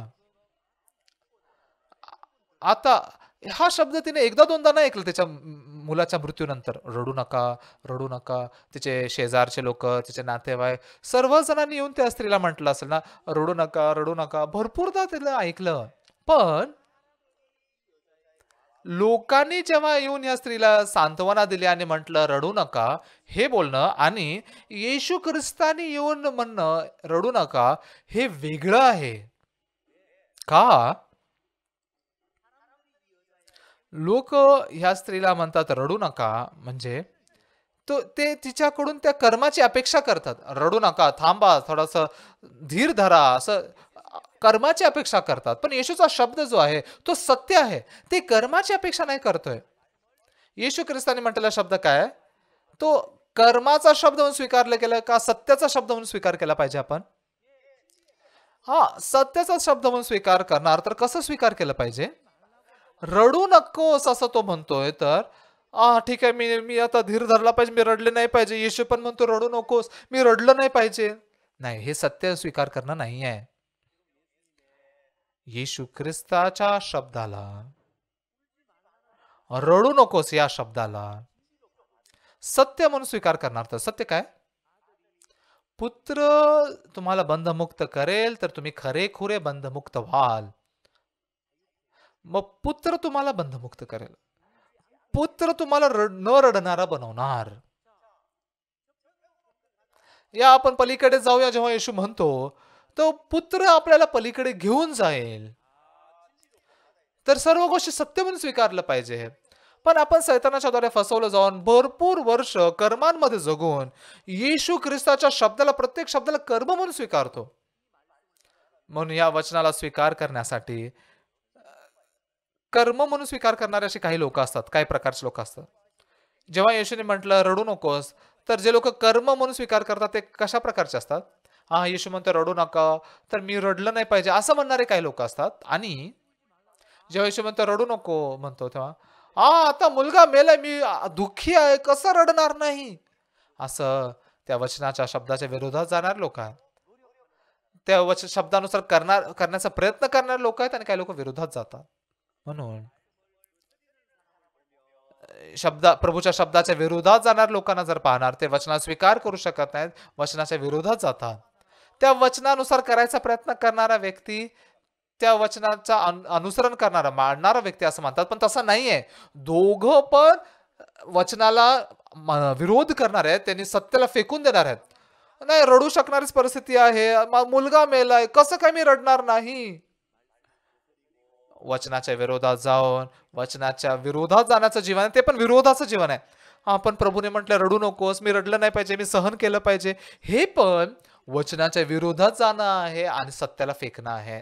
पण लोक येशूच्या शब्दाला विरोध करणारे काही लोक आहेत ना, त्यामुळे त्यांच्यापेक्षा मी उत्तम आहे, मी तरी पण येशूच्या शब्दाचा पालन करायचा प्रयत्न करते ना, वचना स्वीकार करून पालन करण्याचा अशा एक गैरसमजुत मध्ये राहतात. ते ह्याचा काही फायदा नाही. तर परिणाम एकच आहे, मी किती पण प्रयत्न केला तरी मी अपयशीच बनणार, तसं होणारच नाही. मुलगा मेला आहे, रडू नकोस असं म्हणून धीर धरून कोणी रडायला थांबू शकतं का? मुलगी मेलेली आहे, भिवू नकोस असं म्हणून न भिण्याचा प्रयत्न करून कोण भिण्यापासून थांबू शकतं का? येशूच्या शब्दामध्ये, येशूचा शब्द हा देवाचा शब्द आहे. म्हणून जर देवाने जेव्हा आकाश आणि पृथ्वीची निर्मिती केली, त्याने मनुष्याला शेवटी निर्माण केला, सर्वात शेवटी. पण समजा जर मनुष्य देवासोबत असता, जेव्हा देवाने आकाश आणि पृथ्वीची निर्मिती केली, जर त्याच्या बाजूला मनुष्य असता, तर तो देवाच्या कामामध्ये मदत करू इच्छित असता, तर कुठल्या बाबतीत मदत करू शकला असता? कुठल्याच बाबतीत नाही. देव हा स्वतःहून आहे. तो देव एकटाच, तो स्वतःहूनच सर्व काही शब्दाने त्याने निर्माण केलं. मग देव जेव्हा शब्द बोलतो तेव्हा ती पृथ्वी बदलत जाते. ते शब्दावरती तुम्ही आहे तसं विश्वास करा. देवाचा शब्द जे आकाश आणि पृथ्वीची निर्मिती करणार ते वचन तसंच आहे. रडू नकोस या शब्दासमोर, मी तुला न रडणारा बनवणार, अशा रीतीने ते सत्य म्हणून स्वीकारलं केलं पाहिजे. प्रत्येक वचन सत्य आहे. मग ह्या विधवेचा मुलगा मेला, प्रभू जेव्हा तिला म्हणतो रडू नकोस, येशू पण म्हणतो रडू नकोस, मी रडलं नाही पाहिजे, नाही. जर प्रभू म्हणतो रडू नकोस, तेव्हा प्रभू मला माझं रडणं थांबवणार असं म्हणतो. तो म्हणतो रडू नकोस. आणि 14 वचनात, मग जवळ जाऊन त्याने तिरडीस स्पर्श केला, तेव्हा खांदेकरी उभे राहिले. मग तो म्हणाला, मुला मी तुला सांगतो उठ. तेव्हा तो मेलेला उठून बसला व बोलू लागला. मग त्याने त्याला त्याच्या आईच्या हवाली केले. ह्या स्त्रीने न रडण्याचा प्रयत्न करण्याची गरज आहे का? तिने ठरवलं पाहिजे का? तिने निर्णय घेतला पाहिजे का? नाही. येशू असं काम करतो. जेव्हा तो म्हणतो रडू नकोस, त्याच्यानंतर येशू ह्या तरुणाला त्याच्या तिरडीला स्पर्श करतो आणि त्याला म्हणतो, मुला मी तुला सांगतो उठ. तेव्हा तो मेलेला उठून बसला व बोलू लागला. मग त्याने त्याला त्याच्या आईच्या हवाली केले. या मेलेल्या तरुणाला जिवंत करून आता रडत असणारी, दुःखी असणारी त्या स्त्रीच्या हाती तिच्या जिवंत मुलाला येशूने दिले. मग ही स्त्री, हिला आणखीन जास्त रडायची गरजच राहिली नाही. असं नाही की तिने प्रयत्न केला पाहिजे, मी रडणार नाही, रडणार नाही. नाही. तर प्रभू खरोखर मला रडू देणार नाही. मग मुलाला जिवंत करून देण्याच्या आधीच ह्या विधवेने काय केलं पाहिजे? प्रभू जेव्हा म्हणतो रडू नकोस, त्या शब्दाला विश्वास सत्य म्हणून जर ती स्वीकार करते, तर मन आशेने भरलंय. येशू माझं रडणं थांबवणार. मग ते वचन माझ्या मनामध्ये फार सोपं आणि हलकं होतं. मी रडणार नाही असं जर प्रयत्न करणार, मी सहन करण्याचा प्रयत्न करणार. आता मी दुःखी आहे. येशू पण म्हणतो रडू नकोस. फार अवघड आहे, फार त्रासदायक आहे. मला जमत नाही. मग ते फार ओझं बनतं. का? कारण की कर्म म्हणून स्वीकार करतो. सत्य म्हणून स्वीकार करत नाही, कर्म म्हणून स्वीकार करतो तेव्हा फार अवघड आणि त्रासदायक आहे. चुकीच्या मार्गात गेलोय. आत्मिक जीवनाच्या मार्गात जात असताना माझ्यासाठी हे अवघड आहे. आत्मिक जीवन अवघड आहे असं विचार करू नका. आत्मिक जीवन तर खरं तर सोपं आहे, फार हलकं आहे. पण मी चुकीच्या मार्गात गेलोय म्हणून माझं आत्मिक जीवन अवघड आहे. तर पूर्ण आत्मिक जीवनावरतीच अविश्वास करू नका. आत्मिक जीवन अवघड आहे, माझ्याकडून जमणार नाही, मला आत्मिक जीवन जमणार नाही. नाही, चुकीच्या मार्गात गेला म्हणून असं आहे. जर तुम्ही बरोबर मार्गात जाणार तर खरोखर चांगला मार्ग आहे. पण तो मार्ग लोकांना माहिती नाही. ते सत्य माहिती नाही म्हणून ना. सत्य तुम्हाला समजेल तर काहीच अवघड नाही आहे. मुलगा मेला आहे, ते दुःखी आहे. येशू त्यांना जिवंत करून म्हणतोय रडू नकोस. तर मग काय अवघड आहे त्याच्यात? त्याच्यात काय त्रास होतोय? पण मी न रडण्याचा प्रयत्न करणार तर फार अवघड आहे. फार त्रासदायक नाही, मला जमणार नाही, माझ्याकडून होणार नाही. नक्कीच तसंच होणार ना. चुकीच्या मार्गात गेलोय. म्हणून तुम्ही आत्मिक जीवनावरतीच अविश्वास करू नका. आत्मिक जीवनाच्या जर व्यवस्थित मार्गात जाणार तर फार चांगला मार्ग आहे, फार सोपा मार्ग आहे. पण चुकीच्या मार्गात तुम्ही गेला म्हणून तुम्हाला अवघड वाटतंय. काही लोक आयुष्यभर पापाच्या ओझ्याने बांधले जाऊन जगतात. नेहमी म्हणतात प्रभू मज पाप्यावर दया कर. पापापासून स्वतंत्र होण्याचा पूर्ण आयुष्यभर प्रयत्न करतात. चुकीच्या मार्गात गेलेत म्हणून. सत्याला जर भेटणार, येशू ख्रिस्ताच्या वधस्तंभाच्या रक्ताने माझे पाप खरोखर बर्फासारखे सफेद झाले, धुतले गेले. किती सोपा आहे, की खूप सोपा मार्ग आहे. पण ते जर मार्ग नाही जाणार, 10, 20, 30 वर्ष झाले तरी, तर CLF जसं आम्ही करतो, काही पास्टर लोक आहेत, भरपूर असे पाच लोक आहेत जे पापापासून बांधले गेले आहेत, ते जे नेहमी पापी आहेत, अशा प्रकारे जगतात. पण जसं सत्याला तुम्ही जाणणार, त्यांच्या मनातल्या पापामधून स्वतंत्र होऊ शकतात. एकदा मी कोच दिवारमध्ये गेलो होतो. कोच दिवारमध्ये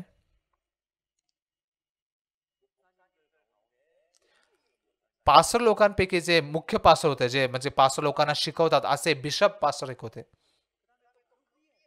आणि त्यांच्यावरती पण आर्च बिशप पण असतात. हे जे पास्टर होते, हे कोच दिवार सरकारच्या द्वारे पास्टर लोकांना इस्रायलमध्ये यात्रेला पाठवतात. तर त्यामुळे हे पास्टर जे आहेत ना, पास्टर लोकांपैकी लोकांना निवडतात कोण इस्रायलमध्ये यात्रेसाठी जाणार, असं गव्हर्नमेंट सोबत काम करतं. त्यामुळे फारच प्रसिद्ध असे पास्टर आहेत त्या देशात. पण ते कोरियामध्ये वर्ल्ड कपमध्ये सहभागी झाले, CLF मध्ये सहभागी झाले आणि तारण प्राप्त केलं त्यांनी.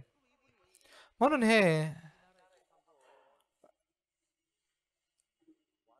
ते म्हणू लागले की तुम्ही आमच्या देशामध्ये एकदा येऊन, माझ्या चर्चमध्ये येऊन एकदा वचन प्रचार करा. आणि त्याच वेळेला मला कोटदिवारला पण जायला मिळालं. मग कोटदिवारला जाऊन त्यांच्या चर्चमध्ये मी गेलो. शहरामध्येच होतं, मोठं चर्च होतं ते. आणि तो रविवार नव्हता तरी पण भरपूर लोक एकत्रित झाले होते. विदेशात जेव्हा रविवार नसतो तेव्हा जास्त लोकांना एकत्र करणं सोपं नसतं. पण त्या चर्चमध्ये भरपूर लोक आले होते आणि सेमिनारची तयारी झाली होती.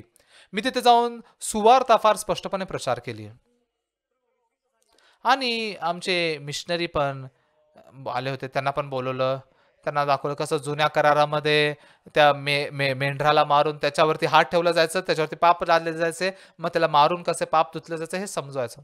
आफ्रिकेतले लोक होते ना ते. आणि पास्टर लोक एवढं चांगलं ऍक्टिंग करून दाखवत होते म्हणून ते फार आनंदित होते, फार आनंदाने ऐकत होते. त्यांना सुवार्ता प्रचार केली आणि त्यांचे पाप व त्यांचे स्वैराचार मी यापुढे आठवणारच नाही. तुमच्या मनामध्ये पाप आहे का नाही? नीतिमान झाले लोक हात वरती करा असं मी म्हटलं, तेव्हा सर्व चर्चा लोकांनी मी नीतिमान झालो असं हात वरती केलं. फार अद्भुत होतं. आणि असं सेमिनार संपू शकत होता ना, वचन संपलंय ना, सुवार्ता आपण प्रचार केली, प्रार्थना केलं, सर्व काय संपलं. त्या चर्चचे पास्टर आणि पुढे आले आणि पुन्हा माईक पकडून काहीतरी बोलायला पुढे आले. तर त्या मनात मी काय विचार केला, आता एवढं मी सुवार्ता प्रचार केले, मी सांगितलंय आपण नीतिमान आहे, लोक एवढं त्यांच्या मनात आनंदित आहे, इथं संपूच शकतो. मग आता हे पास्टर आता काय बोलायसाठी येत आहेत असं वाटलं. पण फारच कृपेने भरलेली गोष्ट त्यांनी बोलली. ते म्हणू लागले की पास्टर काहीच नाहीये असं म्हटलं त्याने. बिशप काहीच नाहीये. आर्च बिशप पण काहीच नाहीये. पापांची क्षमा तुम्ही प्राप्त केली पाहिजे. त्यामुळे ह्या वेळेला मी कोरियाला गेलो, मी पण ही सुवार्ता ऐकली आणि आता मी ह्या वेळेला माझ्या मनात पापांची क्षमा मला मिळाली. ह्या वेळेला मी तारण प्राप्त केलं. त्या देशातले एवढे प्रसिद्ध पास्टर आहेत, जे गव्हर्नमेंट सोबत मिळून काम करतात, असे पास्टर आहेत. मी आश्चर्यचकित झालो त्यांच्या चर्चच्या लोकांच्या समोर. मी आता ह्या वेळेला कोरियाला जाऊन मी पण सुवार्ता ऐकून तारण प्राप्त केले. ह्या वेळेला मी तारण प्राप्त केलं. पास्टर काहीच नाहीये. तर त्यामुळे मी सुवार्थेवरती विश्वास करून तारण प्राप्त केलं, स्वर्गात गेलं पाहिजे, तुम्ही पण तसं केलं पाहिजे असं सांगत होते. त्यावेळेला माझ्यासोबत आलेले आपले आपले काही लोकल पास्टर्स होते आणि क्वायर पण आले होते, तिथले लोकल पास्टर्स पण आले होते आणि चर्चचे काही लीडर्स पण आले होते, कोट दिवार चर्चचे. तर ह्या लोकांच्या मनामध्ये फार कृपा त्यांनी पावली. कारण की त्या देशातले एवढे मोठे पास्टर आहेत, एवढे प्रसिद्ध आहेत, ते येऊन म्हणतात की पास्टर काहीच नाहीये, बिशप काहीच नाहीये, आर्च बिशप पण काहीच नाहीये, पापांची क्षमा तुम्ही प्राप्त केली पाहिजे हे म्हटलं. आणि ते पण त्यांनी काय म्हटलं की ह्या वेळेला मी गुड न्यूज मिशनच्या ह्या CLF मध्ये मी जाऊन, वर्ल्ड कॅप मध्ये CLF मध्ये जाऊन मी ह्या वेळेला तारण प्राप्त केलं. तर त्यावेळी लोकल पास्टर्स एवढे त्यांच्या मनात आनंदाने भरले होते. का? कारण की लोकल पास्टर्स नेहमी त्या देशात मोठ्या मोठ्या पास्टर लोकांचे आणि स्वतःची तुलना करायची ना, त्यांना काय वाटायचं आम्ही फार लहानशे लोक आहोत, आम्ही छोटे लोक आहोत. पण आता त्यांनी जे प्राप्त केले तारण आहे, हे सुवार्ता, खरोखर हे सुवार्ता फार महान आहे, फार अद्भुत आहे. असे आमच्या देशातले एवढे प्रसिद्ध पास्टर पण ते पण म्हणतात की पास्टर काहीच नाही, तुम्ही तारण प्राप्त केलं पाहिजे. त्या दिवशी सेमिनार फार कृपेने भरलेले होते. जर सत्य माहिती नाही तर भरपूर वर्षांसाठी सेवा करून पण स्वतः पापांची समस्या सोडवण्याचा प्रयत्न तर करतात, पण सत्य समजणार तर पाप कसे धुतले जातात हे समजल्यावर पाप धुण्यासाठी आपल्याला थोडंसं पण काही करायची गरज नाहीये. फक्त प्रभू येशू ख्रिस्त, त्याचा पुत्र प्रभू येशू ख्रिस्ताच्या द्वारेच आपले पाप पूर्ण रीतीने धुतले जातात. हे यशायाच्या 53 अध्यायामध्ये लिहिलेलं आहे. या आपण बायबल उघडून पाहूया. असं लिहिलेलं आहे यशायाच्या 53 अध्यायामध्ये. यशाया 53 अध्याय त्याचं 4 वचन. खरोखर आमचे व्याधी त्याने आपल्यावर घेतले, आमचे क्लेश त्याने वाहिले, तरी त्याला ताडण केलेले, देवाने त्याच्यावर प्रहार केलेला व त्याला पिडलेला असे आम्ही त्याला लेखले. खरे पाहिले असता तो आमच्या अपराधांमुळे घायल झाला, आमच्या दुष्कर्मांमुळे ठेचला गेला, आम्हाला शांती देणारी अशी शिक्षा त्याला झाली. त्याला बसलेल्या फटक्यांनी आम्हाला आरोग्य प्राप्त झालंय. आम्ही सर्व मेंढराप्रमाणे बहकून गेलो, आम्ही प्रत्येकाने आपापला मार्ग धरला होता, अशा आम्हा सर्वांचे पाप परमेश्वराने त्याचवर लादले. इथे आम्हा सर्वांचे पाप परमेश्वराने त्याच्यावर लादले लिहिलेलं हे जे वचन आहे, हे पापाचं जे जिम्मेदारी आहे, जी जबाबदारी आहे, ती येशू ख्रिस्तावरती लादली गेली. मग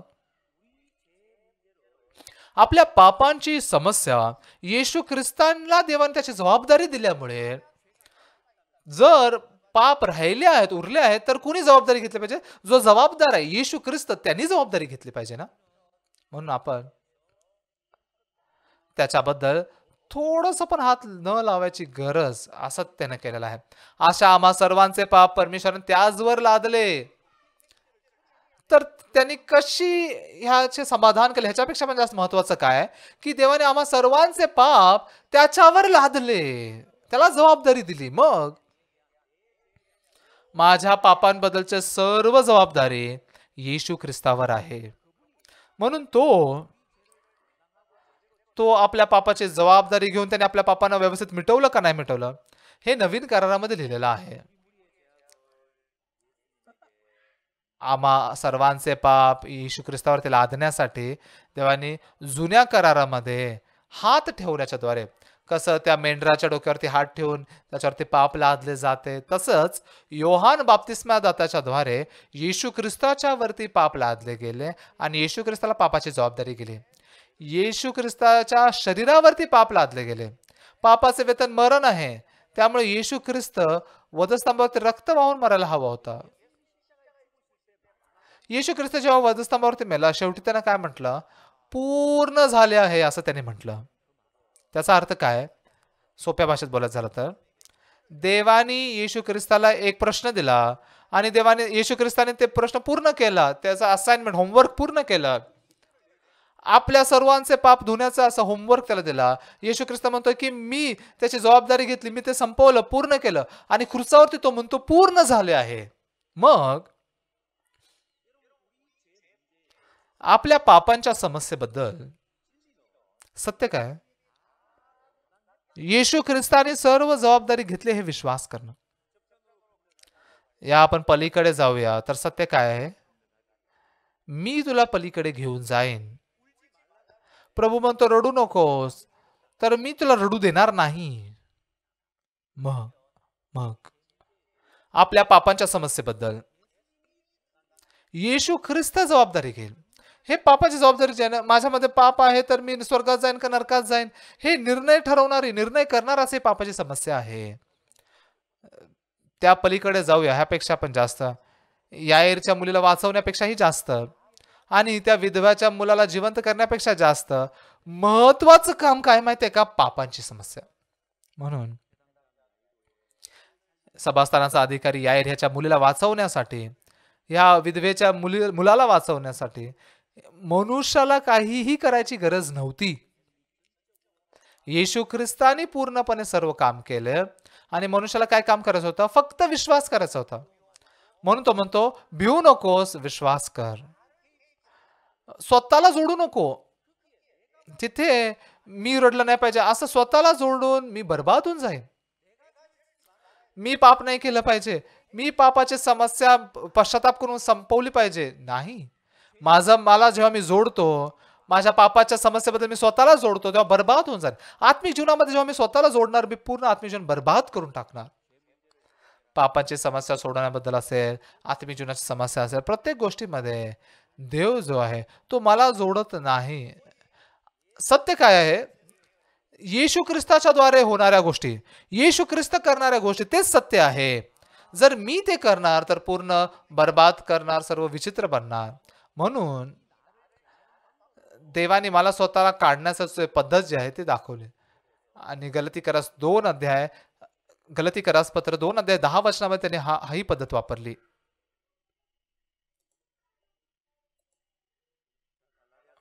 गलतीकरास 2 अध्याय 10 वचन, माफ करा 20 वचन. गलतीकरास 2 अध्याय 20 वचन, मी ख्रिस्ताबरोबर वधस्तंभावर खिळलेला आहे आणि यापुढे मी जगतो असे नाही, तर ख्रिस्त माझ्या ठाई जगतो. आणि आता देहामध्ये जे माझे जीवित आहे ते देवाच्या पुत्रावरील विश्वासाच्या योगाने आहे. त्याने माझ्यावर प्रीती केली व स्वतःला माझ्याकरिता दिले. तर इथे स्पष्टपणे लिहिलेलं आहे, मी ख्रिस्ताबरोबर वधस्तंभावर खिळलेला आहे आणि ह्यापुढे मी जगतो असे नाही, तर ख्रिस्त माझ्या ठाई जगतो असलेले ना. मग आता मी शरीरामध्ये जगतो हे काय आहे, मी आता जगत नाही का शरीरामध्ये, ते काय. आणि आता देहामध्ये जे माझे जीवित आहे ते देवाच्या पुत्रावरील विश्वासाच्या योगाने आहे. त्याने माझ्यावर प्रीती केली व स्वतःला माझ्याकरिता दिले. आता जर तुम्ही देहामध्ये जगताय तर तुम्ही कसं जीवन जगलं पाहिजे, माझ्यावर प्रीती केली आणि स्वतःला माझ्याकरिता देणाऱ्या त्या देवाच्या पुत्रावरील विश्वासाच्या योगीने आहे. मग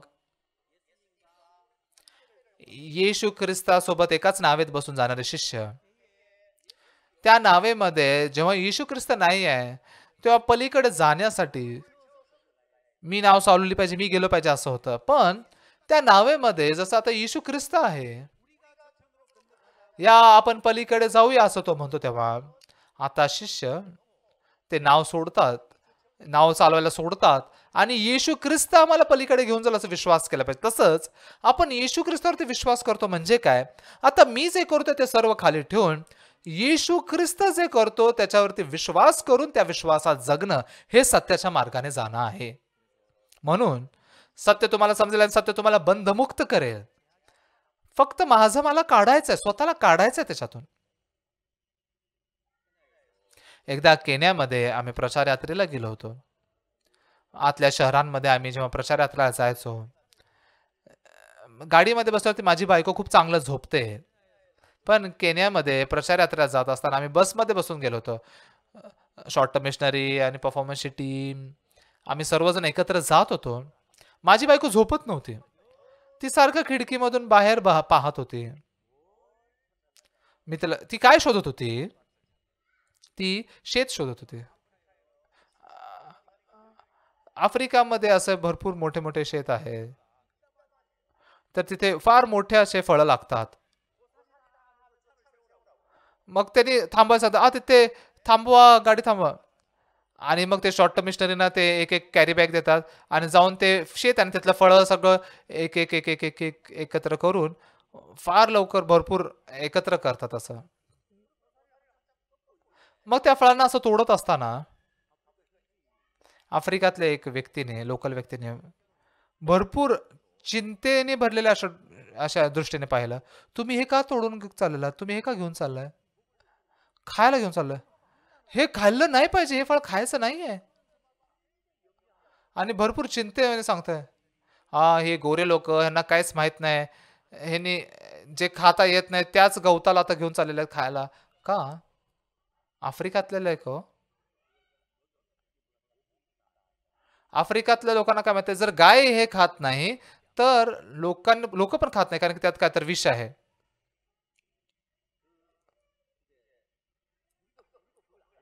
आपल्याला पण ते माहिती आहे ना, त्या फळामध्ये विष आहे, पण त्याच्यामधून कसं बाहेर काढायचं ते आपल्याला माहिती आहे. त्याला उकळून त्याच्यातल्या जे चांगल्या गोष्टी आहेत ते काढून, त्याला सुकवून, त्याला पुन्हा असं वाळवून खातो ना आपण. तर त्यामुळे एवढे मोठे मोठे ते फळं आहेत, ते किती स्वादिष्ट आहेत. कोरियन मधल्या त्या फळाची तुलनाच करू शकत नाही. पैसे देऊन विकत घेऊ न शकणार असं आहे. आणि एवढं जास्त प्रमाणात होतं तिथे. तर हे फारच मूल्यवान असं जेवण आहे ते.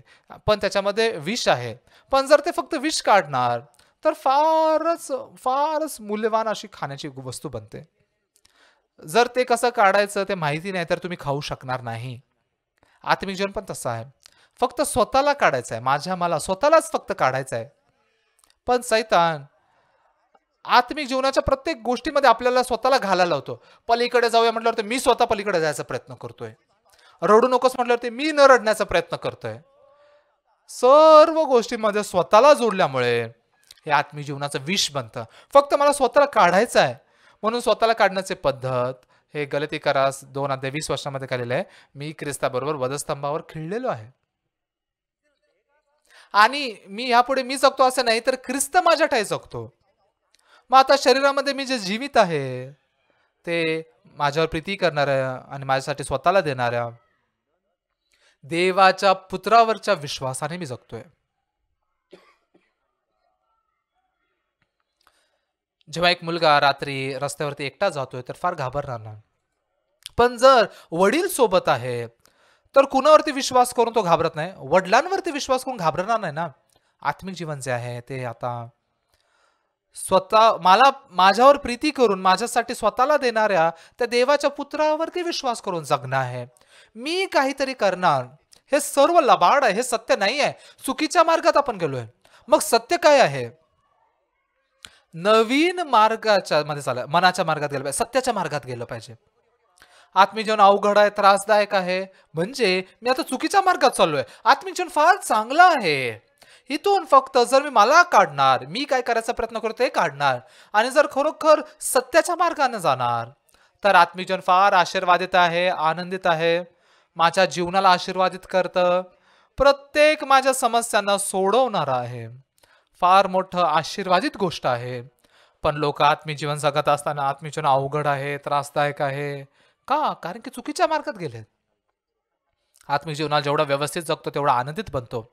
आत्मिक जीवनाच्या मार्गात जेवढं व्यवस्थित जातो, तेवढं माझ्या जीवनातल्या सर्व समस्या माझ्यासोबत राहून प्रभू माझ्या सर्व समस्यांना समाधान करायला सुरुवात करतो. आणि माझ्या जीवनात कुठली पण समस्या का असेना, माझ्या जीवनामध्ये कुठली पण समस्या का असेना, प्रभू त्या समस्याला समाधान करण्याचं सामर्थ्य ठेवतो आणि ते सामर्थ्य तो दाखवू इच्छितो म्हणून ती समस्या त्याने दिली आहे. तुमच्या जीवनामध्ये अशा देवाचा अनुभव करा. सत्याचा देव, त्याचा अनुभव करून तुम्ही आशीर्वादी जीवन जगा. या आपण प्रार्थना करूया. परमेश्वर, धन्यवाद देतो तुम्हाला.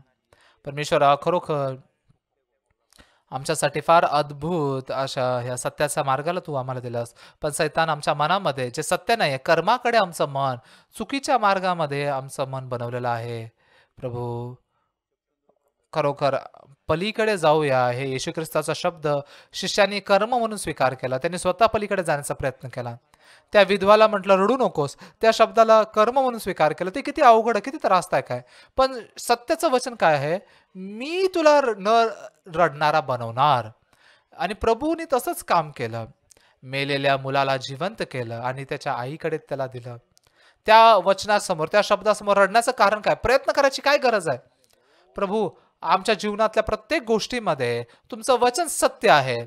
तुम्ही स्वतः आमच्यामध्ये असं काम करणार आणि आमच्या प्रत्येक समस्याला सोडवणार तुम्ही आहात. या सत्याच्या मार्गाला तुम्ही स्पष्टपणे शिकून सत्याच्या मार्गामध्ये जावा आणि आमच्या जीवनामध्ये तुम्हाला हवंय तेवढं काम करून त्याचा अनुभव करण्याचा आशीर्वाद तुम्ही आम्हाला द्या. येशू ख्रिस्ताच्या नावाने आम्ही प्रार्थना केली. आमेन.